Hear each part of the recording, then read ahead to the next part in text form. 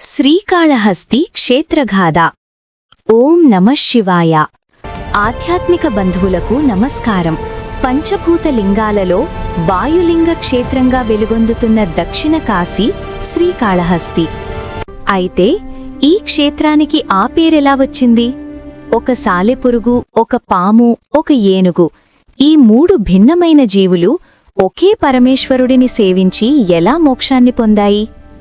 భక్తికి భాష, చదువు, రూపంతో సంబంధం లేదని నిరూపించే ఈ అద్భుతమైన కథను ఈరోజు మనం తెలుసుకుందాం. సాలెపురుగు భక్తి. శ్రీ. ముందుగా శ్రీ అంటే సాలెపురుగు. శ్రీకాళహస్తిలో వెలిసిన ఆ స్వయంభూలింగానికి ఎండ తగలకుండా, వాన కురవకుండా, ధూళి పడకుండా తన నోటి నుంచి వచ్చే నూలుతో ఒక అద్భుతమైన మేలిముసుగులా పందిరిని అల్లింది ఆ సాలెపురుగు. తన శరీరమే ఒక యజ్ఞంగా మలచుకొని పరమశివుడిని పూజించింది. ఒకరోజు ఆ శివయ్య ఆ సాలెపురుగు భక్తిని పరీక్షించదలచాడు. పక్కనే ఉన్న దీపపు సెమ్మను వంచి ఆ సాలెపురుగు అల్లిన వల తగలబడేలా చేశాడు. తన ఆరాధ్య దైవానికి తాను అల్లిన రక్షణ కవచం కాలిపోతుంటే చూస్తూ తట్టుకోలేకపోయింది ఆ జీవి. భగవంతుడికి సేవ చేయలేని ఈ ప్రాణమెందుకని ఆ మంటల్లోకి దూకబోయింది. అప్పుడు ఆ భోళాశంకరుడు ప్రత్యక్షమై ఆ చిన్న ప్రాణి చూపిన గొప్ప భక్తికి మెచ్చి దానికి మోక్షాన్ని ప్రసాదించాడు. పాము మరియు ఏనుగుల ఆరాధన. కాళ పాము, హస్తి ఏనుగు. ఇవి రెండూ ప్రతిరోజూ శివుడిని సేవించేవి.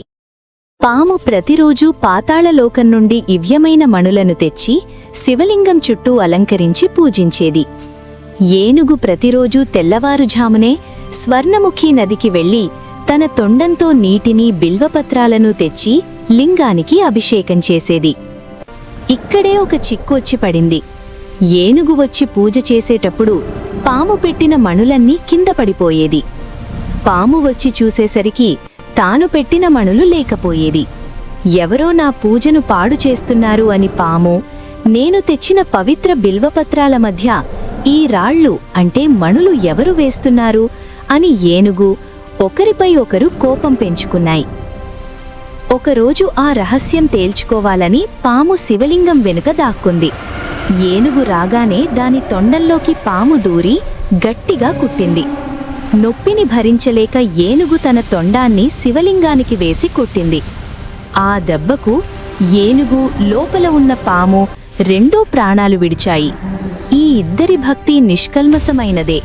వారి మధ్య ఉన్నది కేవలం తెలియని పొరపాటే కాని అది దైవచింతనతో కూడినదే. అందుకే పరమశివుడు ఆ రెండింటికి సాయుజ్యముక్తిని ప్రసాదించాడు. ధూర్జటి కవిభావం. మహాకవి ధూర్జటి ఈ ఘట్టాన్ని ఎంత అద్భుతంగా వర్ణించారంటే, మనకు మోక్షం రావడానికి ఏ వేదాలు చదవక్కర్లేదు, ఏ గొప్ప చదువులు అక్కర్లేదు. ఆ సాలెపురుగు ఏ వేదాలు చదివింది? ఆ పాము ఏ శాస్త్రాలను అధ్యయనం చేసింది? ఆ ఏనుగు ఏ విద్యను అభ్యసించింది? చివరకు ఆ భక్త కన్నప్ప ఏ మంత్రాలను జపించాడు? వీరెవ్వరూ చదువుకున్నవారు కాదు. కేవలం శివుడి పాదాలను సేవించాలనే ఆసక్తి, ఆరాటం తప్ప వారికేమీ తెలియదు. ఆ ఏకాగ్రత, ఆ అర్పణభావమే వారిని దైవంలో ఐక్యం చేశాయి.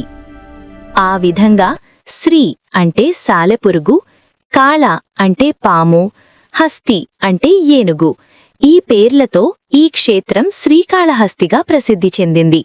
ఈ కథ మనకు నేర్పే పాఠం ఒక్కటే: దేవుడికి కావాల్సింది మన దగ్గర ఉన్న ఆస్తిపాస్తులు కాదు, చదువు సంధ్యలు కాదు, కేవలం స్వచ్ఛమైన భక్తి. ఈ వీడియో మీకు నచ్చినట్లయితే లైక్ చేయండి. మీ అభిప్రాయాలను కామెంట్ రూపంలో తెలియచేయండి.